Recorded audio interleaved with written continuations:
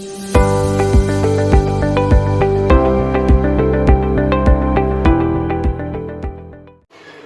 हम लोग स्टार्ट करेंगे अपनी एलिमेंट्री कैनाल की। हम लोगों ने सारी स्टडी कर ली थी। इस स्टडी में हमने आपको अपने एलिमेंट्री कैनाल के सारे पार्ट्स बता दिए थे और सारे पार्ट्स के हमने फंक्शंस भी बता दिए थे। किस पार्ट के कितने और पार्ट होते हैं उनकी भी हमने बात कर ली थी। आज हम इस टेलर की हेल्प से अपने बॉडी ऑर्गन और उस बॉडी ऑर्गन में भी केवल हम किस ऑर्गन की बात करेंगे, केवल एलिमेंट्री कैनाल या डाइजेस्टिव सिस्टम के ऑर्गन्स की। ठीक, मतलब वो सारे अंग जो हमारे शरीर में भोजन को पचाने का काम करते हैं, हम आज केवल उन्हीं ऑर्गन्स की बात करेंगे। ठीक, अब हम अगर इस टेलर की सहायता से देखें तो इसमें बताने से पहले हम आपको ये बताएंगे कि आप कैसे पहचानेंगे कि हमारी बॉडी के किस पार्ट के राइट में क्या है और लेफ्ट में क्या है। तो उसको बताने के लिए आप हमारी तरफ ध्यान से देखिएगा। हम जैसा समझाएंगे आप केवल उतना ही ध्यान दें। जब भी हम ह्यूमन बॉडी का डायग्राम पढ़ेंगे, ठीक, ह्यूमन बॉडी के डायग्राम पढ़ते समय हम अपने आप को इस बोर्ड पर खड़ा समझेंगे। मतलब कहने का, मान लो हमने ये एक इंसान बनाया और इस इंसान को बनाने के बाद हमने आपको दिखाया कि ये इसका लेफ्ट है और ये इसका राइट है।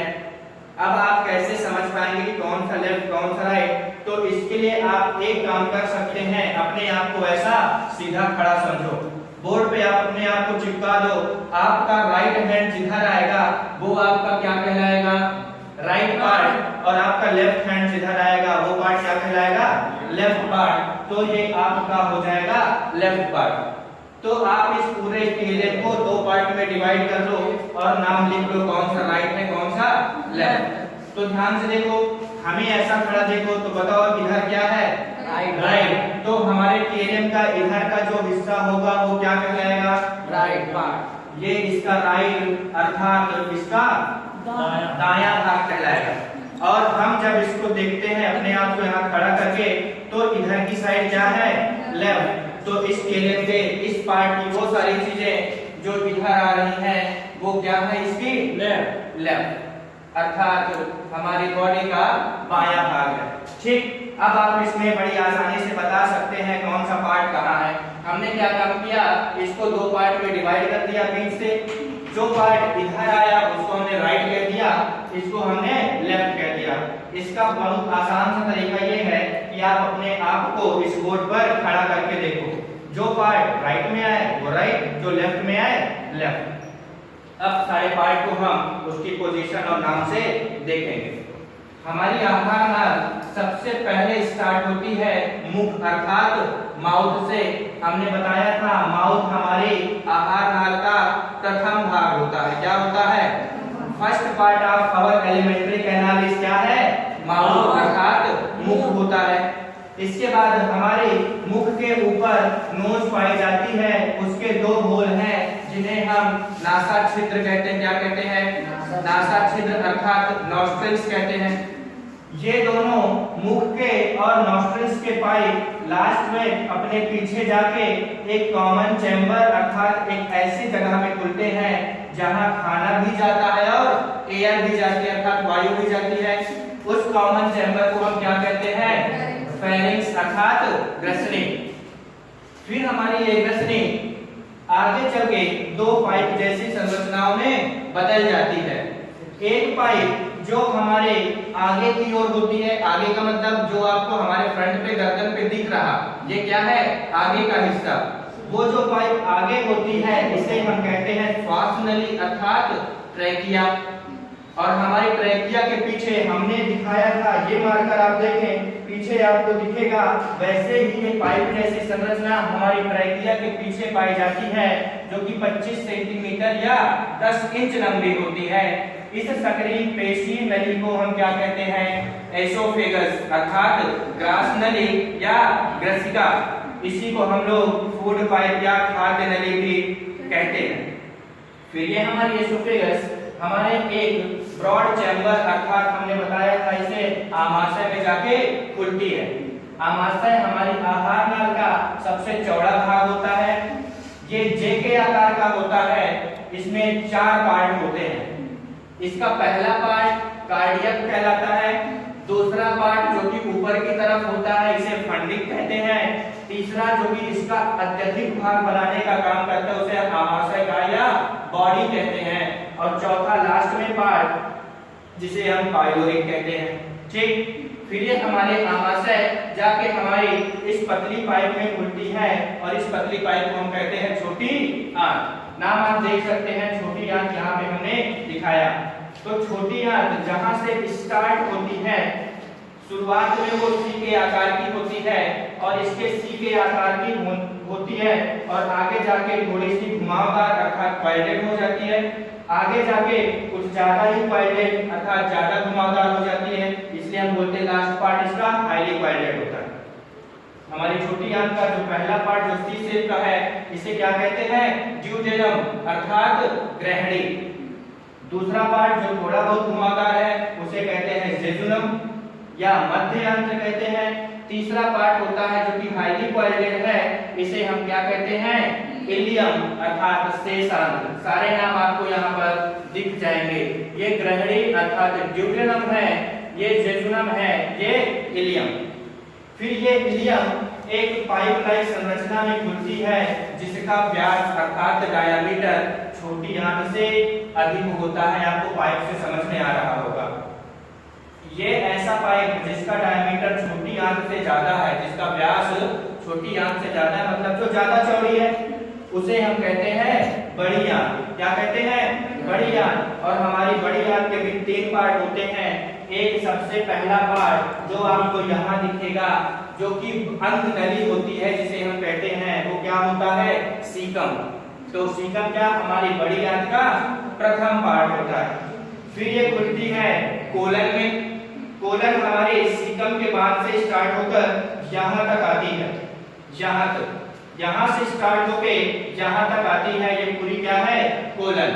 इसको हमने बाद में डिवाइड कर दिया था, ऊपर आ रही तो आरोही या असेंडिंग कोलन, बेड़ी बेड़ी है तो इसे हमने ट्रांसवर्स या अनुप्रस्थ कोलन कहा, जो नीचे आ रही इसे हमने अवरोही या डिसेंडिंग कोलन कहा था, और लास्ट में ये कोलन एस के आकार की बन जाती है तो इसे हमने एस के आकार की वजह से बताया था सिग्मोइड कोलन। क्या कहा था, सिग्मोइड कोलन। फिर ये सीकम हो गया, यहाँ तक कोलन हो गई, लास्ट में पार्ट आता बड़ी आंत का जिसे हम रेक्टम कहते हैं। क्या कहते हैं, रेक्टम। ये हमारी बड़ी आंत का सबसे अंतिम भाग होता है।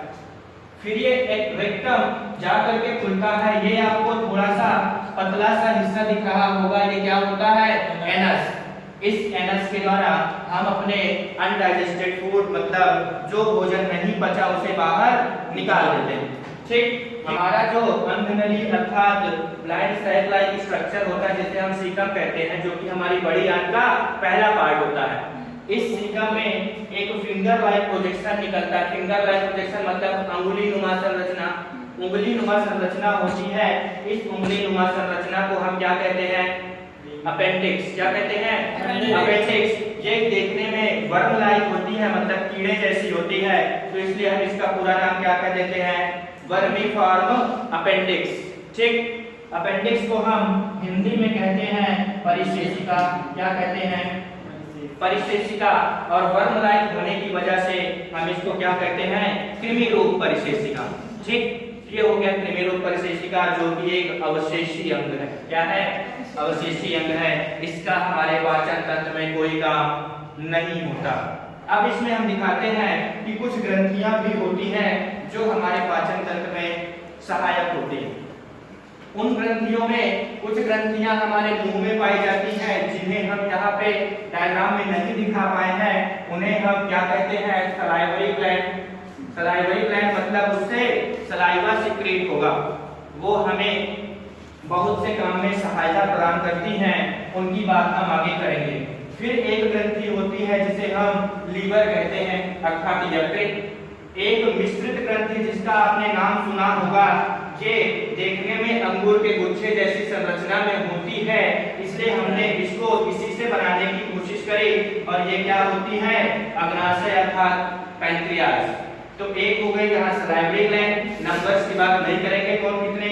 ये ये लीवर अर्थात हमारा यकृत हो गया, ये एक मिश्रित ग्रंथि जिसे अग्नाशय कहते हैं, ठीक। और हमारे लीवर से जो सिक्रेशन होता है, जो स्रावण होता है जिस पदार्थ का, उसे हम एक छोटे से सैक लाइक स्ट्रक्चर में स्टोर कर लेते हैं। इस सैक लाइक स्ट्रक्चर को हम क्या कहते हैं? पित्ताशय या गॉल ब्लैडर। इससे लीवर से जो सबस्टेंस सिक्रीट या स्रावित होता है वो हरे रंग का होता है, इसलिए हमने इसको ग्रीन कलर से दिखाया है, ठीक। इसमें आपको 3 पाइप दिख रही होगी। ये वाली पाइप इधर होती है लीवर के, इधर होने का मतलब क्या है? राइट साइड में, तो ये राइट हेपेटिक डक्ट कहलाती है। ये बाईं साइड होती है, इसे हम लेफ्ट हेपेटिक डक्ट कहते हैं। और इसमें जो चीजें भरी होती हैं वो इस पाइप से निकलती हैं, इसे हम बाइल डक्ट कहते हैं। मतलब जो ग्रीन कलर का पदार्थ निकला था वो इसी पाइप से बाहर आएगा, ठीक। और एक पाइप होता है जो यहाँ से निकल के, ये आपको छोटा सा दिख रहा होगा, ये छोटा सा पाइप कहलाता है सिस्टिक डक्ट। क्या कहते हैं? Cystic duct. और सिस्टिक डक्ट अगर आपसे पूछा जाए किसकी डक्ट होती तो आप क्या बताएंगे? गॉल ब्लैडर की डक्ट, ठीक। ये तो लीवर से आई डक्ट, ये भी लीवर से आई। ये वाली डक्ट गॉल ब्लैडर अर्थात पित्ताशय से आती है। और ये तीनों से, इन दोनों से जो आया और ये इधर से जो आया, इन तीनों से निकला हुआ पदार्थ इस फाइनली पाइप से बाहर आता है और ये निकल करके हमारी छोटी आंत के ड्यूडेनम में निकलता है, ठीक। पैनक्रियास से भी जो निकलेगा वो भी ड्यूडेनम में ही पहुंचेगा। तो ये हो गई हमारी कुछ ग्रंथियां और ये हमारे आहार नाल के कुछ अंग। इसमें आपको ये कुछ ब्लैक ब्लैक सा वायर जैसा दिख रहा होगा, जिसे हम क्या कहते हैं? डायाफ्राम। तो डायाफ्राम क्या काम करता है?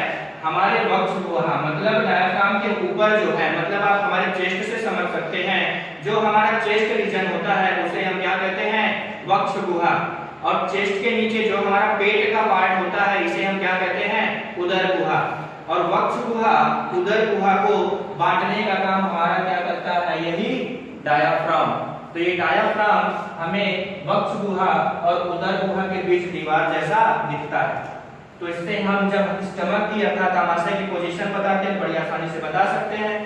ध्यान से देखो, हमने पढ़ाते समय बताया था हमारा आमाशय हमारी उदर गुहा में, इसमें उदर गुहा में, तो डायाफ्राम के नीचे जो है उदर गुहा है, तो उदर गुहा में दिख रहा होगा आपको। हमने कहा था उदर गुहा में बाईं ओर होता है, तो क्या ये बाईं ओर है? हमने कहा था उदर गुहा में बाईं ओर होता है और उदर गुहा में ऊपरी तरफ स्थित होता है। क्या ये ऊपर है? ये पूरा है हमारा उदर गुहा, ये इसका ऊपर का हिस्सा है। तो ये डायाफ्राम के नीचे भी है, बाईं ओर भी है और उदर गुहा के ऊपरी भाग में स्थित है। दिख रहा है? लीवर हमारा हमारे शरीर में किधर स्थित होता है? बाईं ओर अर्थात राइट साइड। दिख रहा है? आप हमें सीधा खड़ा देखें, इससे कंपेयर करें, आपको दिखेगा। ये इधर क्या है? राइट। क्या लीवर राइट साइड दिख रहा है? कंपेयर करो, दिख रहा है? तो right side liver, left side देखो, क्या लेफ्ट साइड स्टमक हमारा आ रहा है? तो लेफ्ट साइड क्या हो गया? स्टमक। और ये सारी चीजें कहाँ पाई जाती हैं? एब्डोमिनल कैविटी अर्थात उदर गुहा में। उदर गुहा अर्थात डायाफ्राम के ऊपर जो चीजें हैं वो क्या होती हैं? वक्ष गुहा, जिसे हम थोरैसिक कैविटी कहते हैं। बात समझ में आई? सारे पार्ट्स दिख गए।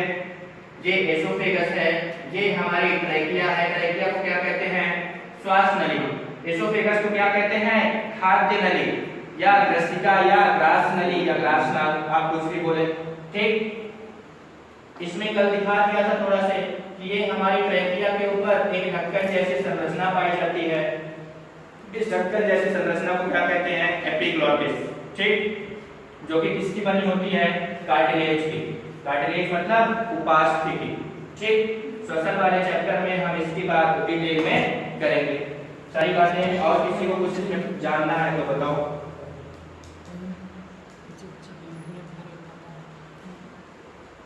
कुछ जानना है इसमें, कुछ और पूछना है? कुछ ऐसा लग रहा है कि हाँ मुझे समझ में आया, किसी की पोजीशन कौन राइट है कौन लेफ्ट है? चले ठीक है, बताओ। किसी को कुछ पूछना है? अच्छा लग रहा है देख के?